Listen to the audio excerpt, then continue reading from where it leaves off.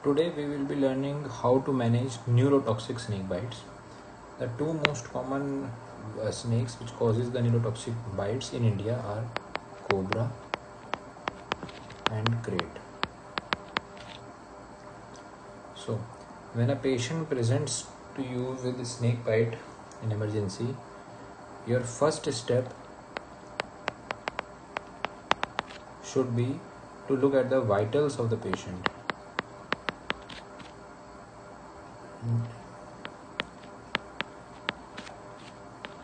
BP, if patient is in shock, that is the BP is less than 160, you should hydrate the patient first, immediately. If there is respiratory distress, there are two most important ways to check for this. First is the patient is not maintaining saturation on room air. Saturation is decreasing, the patient is desaturating. और the patient का single breath count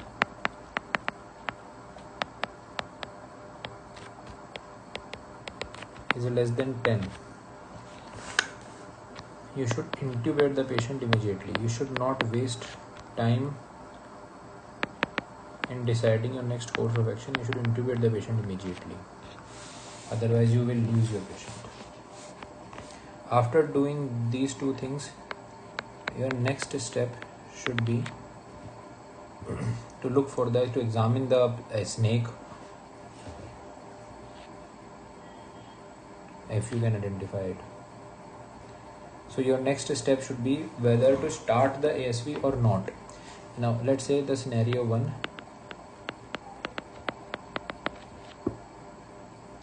If your patient comes with a snake bite and his vitals are stable with no signs or symptoms,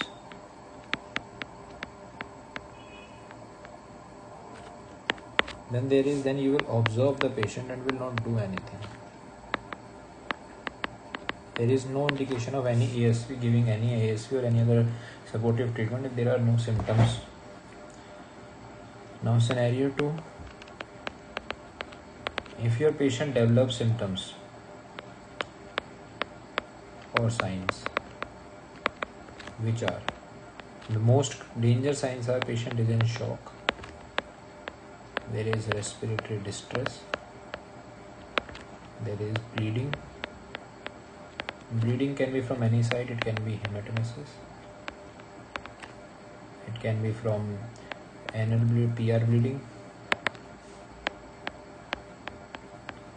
it can be local site bleeding. Second, then in cases of neurotoxic signs, the neurotoxic envenomation, the systemic signs are like patient is developing ptosis, there is weak neck flexion, there is dysphagia, dysarthria.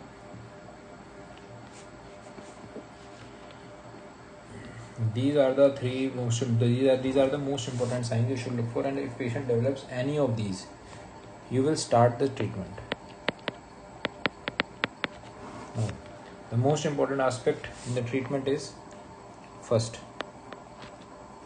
you will give the ASV anti-snake venom,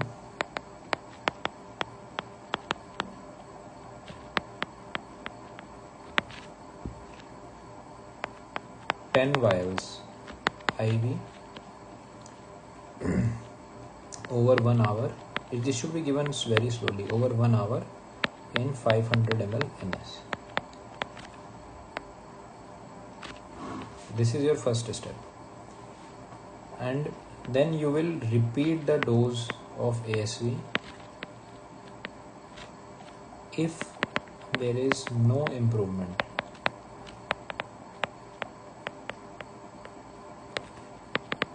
In next 1 hour, no improvement, you will improve, and you will repeat the dose. And till how many? According to WHO or Harrison, maximum 20 to 30 vials are recommended. If patient is not responding even after 20-30 vials, then there is no point in repeating the ASV. Second most important, before giving ASV, we should pre-medicate the patient. Because there is no indication for test dose in ASV, so there is no test dose required in ASV. We just directly pre-medicate the patient with one. We will give the hydrocort to the patient, hydrocortisone 100 mg stat dose. Second, we will give we will see what they do. We will give the chlorpheniramine, which is 10 mg, again IV stat dose. If chlorpheniramine is not available, you can give diphenhydramine,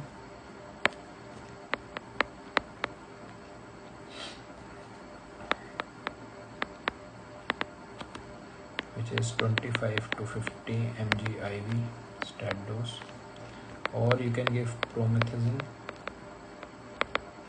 which is again 25 mg IV stat. And third medication that you will give is the ADR, adrenaline, which is given 0.5 mg intramuscular. This is important. These are IV. This is IM. 1:1000 dilution and lateral thigh. Now, what these drugs do? Hydrocort is given to prevent the delayed reactions with ASV.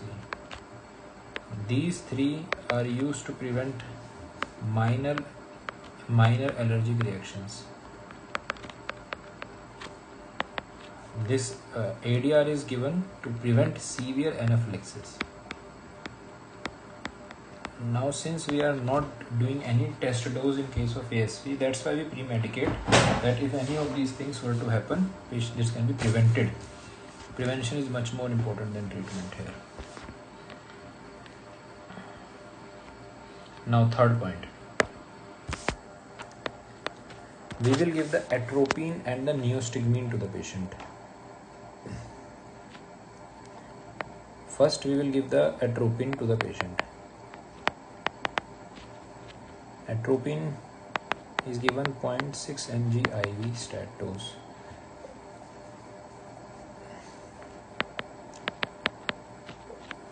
Over 1 to 2 minutes, or you can give the stat dose.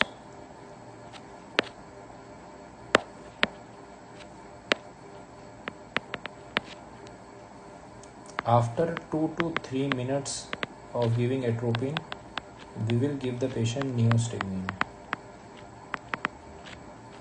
It is given 0.02 mg per kg IV or IM, and it is given slow push over 1 to 2 minutes. Now, the role. Atropine is given to prevent the muscarinic side effects of neostigmine and to prevent the bradycardia. Neostigmine is given to reverse the post-synaptic neurotoxicity.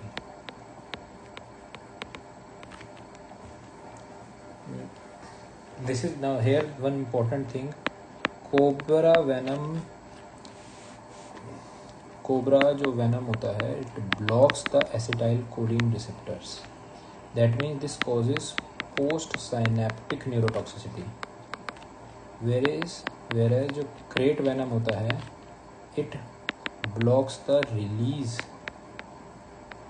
of acetylcholine. That means it causes pre-synaptic neurotoxicity. So there is no role of neostigmine or atropine in cases of crate poisoning. So this first thing that we give is just to test whether it is the cobra bite or the crate bite. If patient improves with this first dose, we confirm that this is cobra bite, and we will continue for the treatment. If patient no improvement, then there is no further treatment for the patient we can do. Now let's say this was cobra bite. Now we will give patient को atropine injection, atropine continuous infusion 0.6 mg IV continuous infusion, and injection neostigmine 0.05 to 2 mg stat dose every 30 minutes. Now this thing is done to 6 to 12 hours since you start the treatment, or if you observe there is sustained clinical improvement. That means patient has improved once, you have given the dose, and there is no further deterioration of the patient. There are no signs and symptoms, no ptosis, no neck flexion, no other symptoms. You will continue this. But even after 12 hours, maximum 12 hours, there is no improvement. Now there is again no role in continuing the treatment. Fifth most important is supportive treatment. If your patient is intubated, there is a very high chance your patient is aspirated. You should start IV antibiotics. You should hydrate the patient. You should give plenty of fluids, including the DNS, because patient can go in hypoglycemia.